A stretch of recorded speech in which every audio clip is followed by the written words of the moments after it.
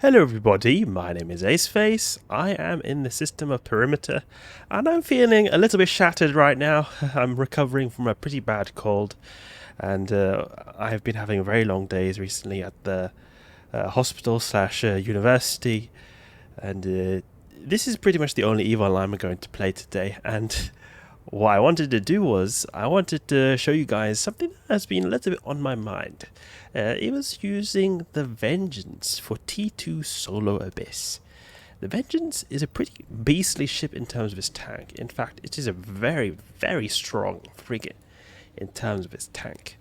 The thing is, this ship here has a bonus to its resistances. So we get bonus to resistances. This makes it so that if we have like an active reps, we have like armor repairs, they'll effectively be more powerful because we'll be having more resistances. Along with that, we're also able to equip, just generally speaking, more modules because this ship has a bonus to its capacitor recharge rate.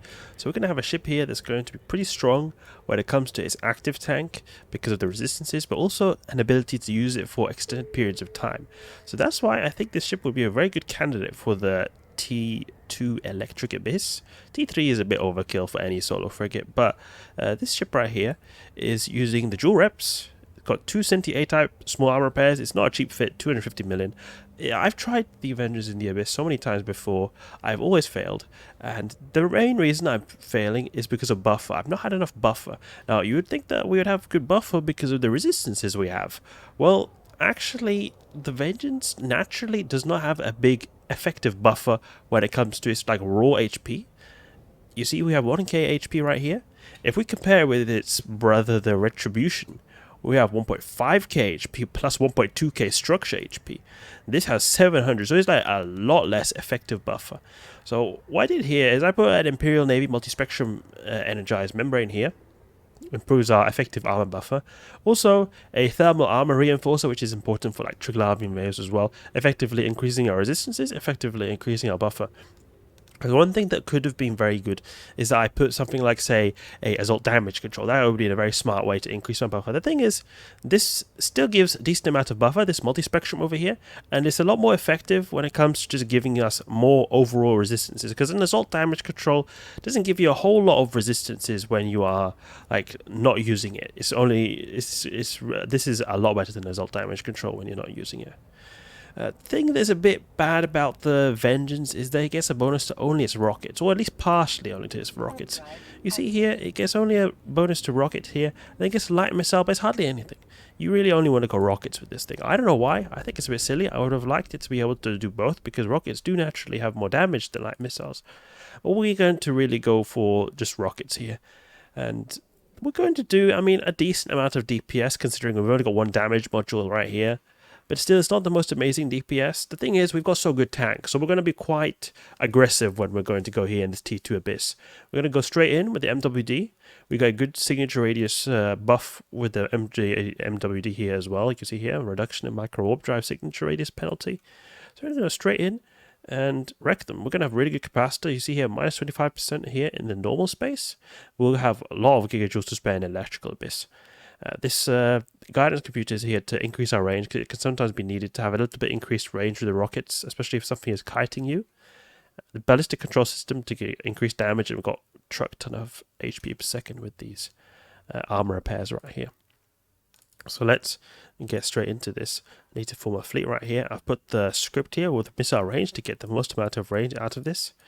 And we'll get to work. I think the Retribution is better than this ship right here, but I like the Vengeance because I like its color scheme, but also I just like the fact that it's a really it's like a bullet of a ship. It's got a lot of tank. You can just go straight in. It's just the wrecking shots have really been my downfall before, so that's why I blinged a bit that multi-spectrum over there and gave it a rig for thermal armor reinforcer to effectively increase its buffer. Because I have lost Vengeances, and T2 Dark, I think it was a rogue drone battlecruiser that one-shot me, because I had very little tank on that, because I was relying mostly on DPS there. But here, we're going to go in the Electric Abyss. It's very good that the Veangeance gets bonus to all missiles, so we can choose whichever damage type we want. So we can go for EM, which will usually be the best type in this Electric Abyss, since EM resistance is reduced. Leshaks. Okay, we're going to then just go straight in. It'll be very simple, considering that they will have very bad tracking to us. Oh, activate the MWD, please. I thought I had activated it. Something I'm curious here. What is this? Okay, so this will be effectively. What is this? What have we got here? Yeah, 30% EM. I think actually it will be better than we go with the Mjolnir, the Nova. I think that'll be better. We go. Nah, never mind. It's the structure is a uniform resistance. I was thinking that we could perhaps go for the explosive missiles, since you've got very low explosive resistance here, but it'll be alright because there's a uniform structure. They only got structure in these Leshaks over here. But we tank a lot. We're not even being challenged right now because they're just missing everything. But we'll really be tanking like an absolute boss. We can check what our capacitor is. 14 gigajoules to spare with both Arepas on and the MWD on. Like, that is a lot of capacitor. And we can just turn off one of these, get even more capacitor, or turn off the MWD and get even more capacitor. So it's a really tanky ship here. This ship here is as tanky as many cruisers, or maybe not like Blink cruisers, but as tanky as many Tech 1 cruisers, and even sometimes some cheap-fitted Tech 2 cruisers or faction cruisers. And that's just coming from a frigate. This is a very tanky ship indeed when it comes to its like reps per second. When it comes to the buffer, again, I wish this ship had a bit more buffer. That's the only thing I really wish this ship had. Oh, I guess also the light missile bonus, but the main thing I wish this ship had, if you want to keep it to like a really tanky brawling ship, is to give it more buffer. Because I don't like the way it can get wrecking shotted, but I don't think there's nothing in the Electric Abyss in T2 that can one-shot this, because the Charybdis Tyrannus is the one who has the highest alpha of all ships. I think perhaps Rogue Drone battle cruisers can have good alpha, but I think Charybdis Tyrannus has more. Charybdis Tyrannus in the T2 Abyss has effectively, I think it's 3k like wrecking shot damage. So if you were to get a wrecking shot, it would do 3k Omni, and that is quite a bit more than our total buffer right here. But if our shields are not here, then we would obviously have left some buffer, but still, even then, considering our resistances, we will have more than enough than 3k effective H points to be able to get through one of those wrecking shots, so we'll survive. Maybe we would bleed in a tiny bit of structure, but probably not. Okay, let's open this. Ooh, you see that? We've got some quite nice loot. Raging Gamma. Decent right there. And these filaments are dirt cheap, the agitated electricals. It's really nice. You see, the T2 electrics and below, they're usually very cheap. Tranquil electrics are very expensive, T0s, because a lot of new players run them because they're very easy to run. But T1 and T2 electric filaments cost nothing. Then when it comes to like the like higher tiers, T3 and plus, then you will see massive increases in how the electrical filaments cost, because of just how they are so like powerful when it comes to the capacitor bonus. They're so easy to run. Now here we've got a pretty dangerous wave, the Angel Wave, but I don't think we'll have too much issues. Let's see if we can try to get close to this guy so we keep in range all the time. Okay, what is his resists right here? Shields 50 and 60 EM, so it'll be better that we just go with the EM missiles right here. We'll take out this Cinnabal first. He has the most amount of damage. Then we'll be going for the frigates afterwards. And we're tanking like an absolute boss. We're getting neutered out as well. It's alright. We could even turn off our MWD actually. It doesn't seem like we're having much issues keeping up to them, but we are getting webified, so perhaps we will get out of range. Let's see. Are we able to keep in range with this guy if we turn off our MWD? I wonder. Let's see. Let's see. He's got shields down. When these angel guys have got their shields down, there is not really much they can do. They are dead in the water when their shields are gone, because they have very puny armors and structures. It's their shields that's the main tank they've got. Alright, good. There we go. Tank's working really well. I don't even need to have second armor repair, to be honest, because of how tanky we are. Okay, wreck these guys, but we will probably need to insert in Triglavian waves, for example. Triglavian waves can be quite deadly if you've got short weaponry, like we've got right here. Vedmax can do effectively, I think, like they try to orbit you at 15 kilometers, something like that. We have 11 kilometers with this on. So with the MWD, we won't have any problems keeping up with their Vedmac, but the thing is, if we are getting like scrambled by Damavik, then we could have problems. But the thing is, the Damaviks, they do keep very close range, so we'll always be able to hit them, so that's a good thing at least. And one thing to note is that like we have pretty good tank for Triglavians because of this thermal resist we've got right here, this thermal armor reinforcer. So that's something we will tank a lot against them. I just hope we'll be able to take them out, because the thing is, in T2 you can't get one Vedmax. I don't know if you can get two Vedmax. I think you can get two Vedmax, but I'm not 100% sure, because I thought that I had been seeing a single Vedmac wave in T1 sites, but actually I've not really encountered them, at least like I've just tried to pay attention. I've never really encountered them, at least recently. So I don't find singular Vedmac waves in T1s. So I don't know if you can find two Vedmac waves or two like Vedmacs in a Vedmac wave in T2, because I know at least for sure that in a T3 Abyss you can get a wave with just 3 Vedmacs. That is the whole wave. That's all it is. So I was thinking then, okay, maybe you can get then a 2 Vedmac wave in T2, but I'm not sure. If people have seen a wave in T2 Abyss, we need to get a bit close to this guy. If people have seen a wave in T2 Abyss with just 2 Vedmacs, let me know. I'm quite curious. But this seems to be going very well. I was very happy with how we were tanking really good with those angel waves. The angels usually apply pretty well. They also have a good amount of EM damage. They do explosive damage as well, so it helps. So we are able to also tank really well, because we've got a boss explosive resist right here, as you can see. You can open this up, reload this a bit. Yeah. Grab this, 2.7 million. And go to the next wave. Let's see what we got here. Capacitor is strong, like really strong. I was thinking of putting a second cat battery here, but the thing is, it would be so overkill. Our capacitor is already really good. With 2 cat batteries, it would be just overkill, and this thing can actually help for speeding up waves when you need to get a bit of extra range, since our range is just so bad in this ship right here. So the Vela wave is very easy. It's like a weaker Triglavian wave. The only thing is that if we were somehow like really hard kiting, then it would be a bit more problematic for us, because the Vela drones will always get us. The thing is, there's not a lot of damage there, but they will apply the damage good, so they could do a lot more damage than if you are kiting them. But we will be tanking these guys, no problem.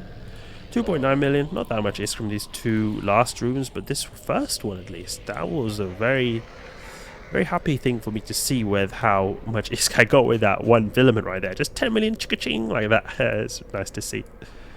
Okay, all of these guys resist profiles. Let's see. Perhaps it could be better to use explosive, maybe. Perhaps. I'm not sure. We can do a bit of calculation right here while I'm having my missiles sort of grind away at these guys. I'll show you guys how you can calculate this. So we've got a calculator right here. We'll see here. He's got 60% of the armor EM resist. So here, with this weather effect of 30%, minus 30%, he's going to have then this 40 times 1.3, because we take the inverse resist. The inverse resist of 60 is 40. So the new inverse resist will be 52. And then basically you take 100 minus 52, and then it'll be 48%. EM resist. So it will actually be better for me to use a explosive missiles here. Yeah, because yeah, 36, 48. So that is quite an interesting thing right there. It would even be better to use a thermal perhaps, because you know how much they have in the shield. Look at how big the explosive resist is. But I still think it would be better because they got the majority of their HP in their explosive or their armor HP pool. Now, if you find it a bit hard to follow through with that calculation right there, I have actually made a video how to like calculate these kind of resistances, so you can check that out, a bit more in-depth explanation to make it a bit more clear. So I'll reload to Nova Rage and we'll go crazy on this guy. But perhaps in minus 50% it will be better to use EM. I'll see. I'll do a little bit of calculation again. Just move to the origin conduit so I can be close range, or so I can get out of there as soon as possible. But okay, if we just highlight this guy here. So the inverse resist of 60 is 40. So then we're going to take 40 and we'll multiply it by 1.5 if it was 50%. So it'll be 60. So the resistance after the weather effect would be 40%. So it would still be less than explosive actually. So that's quite interesting right there. Very interesting how we would still be better off going with the explosive, but perhaps that 2% difference between, so we'd have then 40% EM and 36% explosive. Perhaps that 4% difference will not be worth it when you take into account that the shield has 0% of the EM resist right here, because the shields will just melt instantly on these guys. I don't know. Because in the T2 Abyss you can sometimes have minus 50%, I think, and minus 30%. Those are the two you can have. And then when it comes to T3 and above, or T4 and above, I think it's T3 and above, you can have then minus 50 or minus 70%. Those two you can have. Let's lock these guys up and get this little extra loot cache. This is one nice thing about having an MWD like I've got right here. You can just grab these loot caches and oh, we got a little bit of ISK right there. I mean, 1.7 million is not a whole lot for me who does T6 Abyss, but that was actually quite a lot considering we're doing T2 Abyss and it was an extraction node. I'm used to them carrying only a few 100,000 ISK in these little boxes right here. I also want to mention that I've got different ammo types. So I've got Caldari Navy and Javelin.